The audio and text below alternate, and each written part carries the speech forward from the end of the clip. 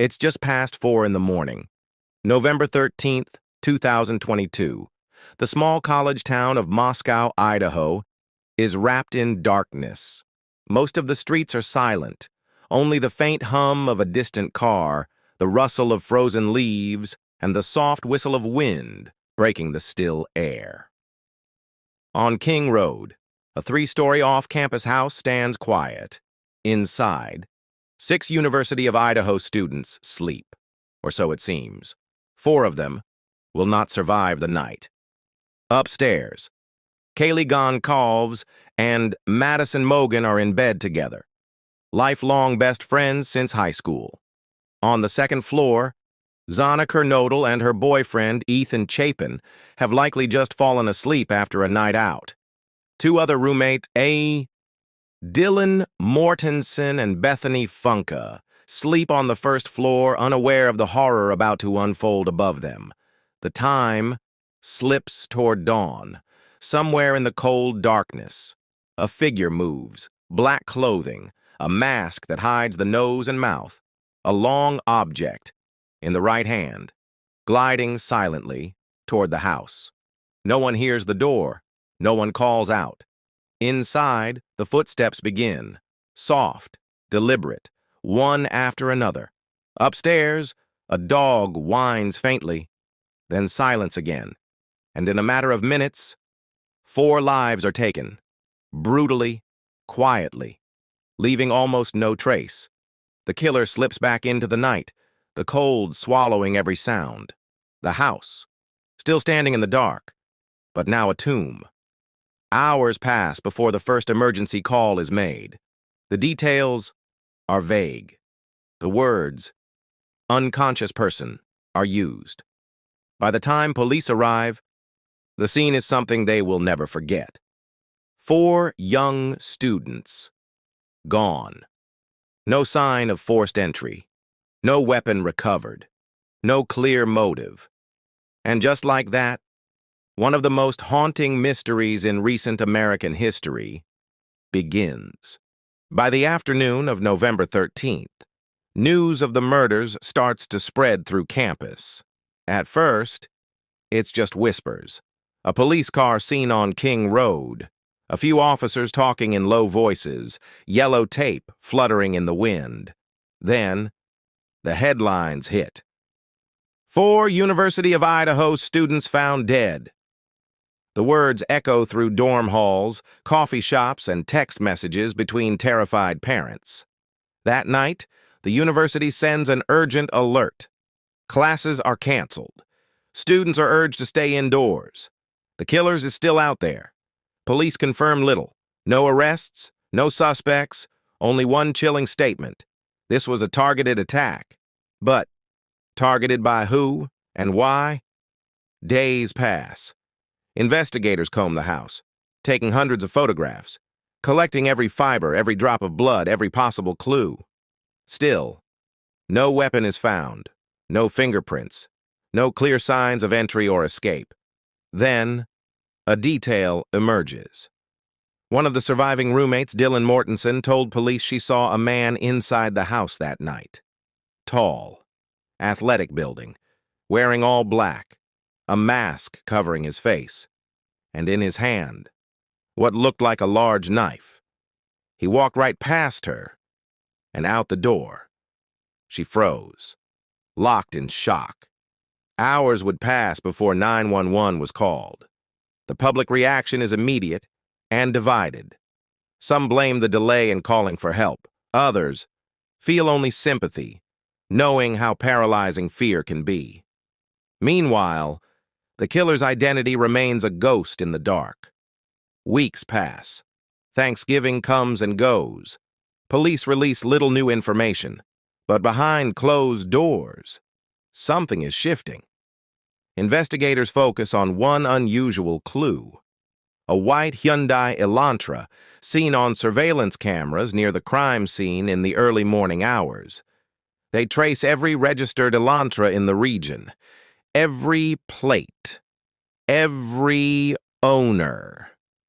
And then, a name. Bryan Kohberger. a 28-year-old PhD student in criminology at nearby Washington State University, a man studying the minds of criminals, someone who lived just 10 miles away. December 2022. It's been more than 6 weeks since the murders. Snow blankets the small towns of Moscow, Idaho, and Pullman, Washington.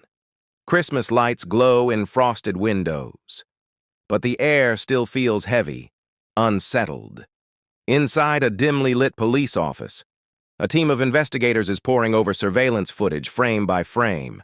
There it is again, the white Hyundai Elantra, circling the neighborhood not once, not twice, but multiple times in the early hours before the murders. Why would someone keep driving by at that hour, in near-freezing temperatures? Detectives dig deeper. They check nearby traffic cameras, gas station footage, and university parking records. The trail leads straight to Bryan Kohberger. He's not just a criminology student, he's a teaching assistant, a man known for being quiet, intense, always watching. Some classmates say he could be awkward, others describe him as overly critical. But no one imagined what police now suspect. As they dig into his background, a chilling pattern emerges. Cell phone data places Kohberger's phone near the King Road house, not only the night of the murders, but at least a dozen times in the weeks before. Was he stalking them? Planning every step? Then comes another break. DNA. From the knife sheath left on Madison Mogan's bed. A single male profile, cross-referenced with trash recovered from Kohberger's parents' home in Pennsylvania. It's a match. December 30th, 2022. Just before dawn, in the quiet Pocono Mountains, SWAT teams move in. They breach the door. Inside, Bryan Kohberger is taken into custody without incident, a stunned look on his face. In the kitchen, officers find him wearing latex gloves, placing trash into individual Ziploc bags. The news spreads like wildfire. A suspect. Finally. But questions remain. Why them? Why that house? And could he have done it alone? January 2023. Bryan Kohberger is extradited to Idaho. The small courtroom in Moscow is packed. Reporters, families of the victims, and townspeople who just want to see the man accused of shattering their peace.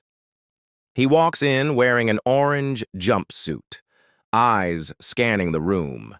Expression unreadable, no handcuffs, because Idaho law forbids them during court appearances before trial. The charges are read: 4 counts of first-degree murder, 1 count of felony burglary. He speaks only to confirm his name, and then silence. Over the next months, prosecutors build a case brick by brick: cell phone records, surveillance footage, the white Elantra, the DNA on the knife sheath. Every piece pointing toward one man. But the defense fights back. They question the DNA process, suggest contamination. They argue that circumstantial evidence, no matter how much of it, cannot prove guilt beyond a reasonable doubt. They hint at other possible suspects. Mid-2023. The trial date is set, then delayed. Kohberger's defense team requests more time. They want to comb through thousands of pages of discovery, hours of video, forensic reports. Meanwhile, the public's obsession grows. Podcasts dissect every motion filed. Online sleuths analyze maps, timelines, and every blurry image from the case. Theories multiply. Was this the work of a lone killer or something darker? By 2024, the case still hasn't gone to trial.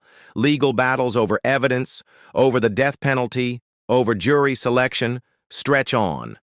The victims' families grow restless. Every delay feels like another wound that won't heal. And now, 2025, the trial is finally on the horizon. Prosecutors say they are ready to lay out every detail, every moment of that November night. The defense says the state's case is weak, that the wrong man is on trial.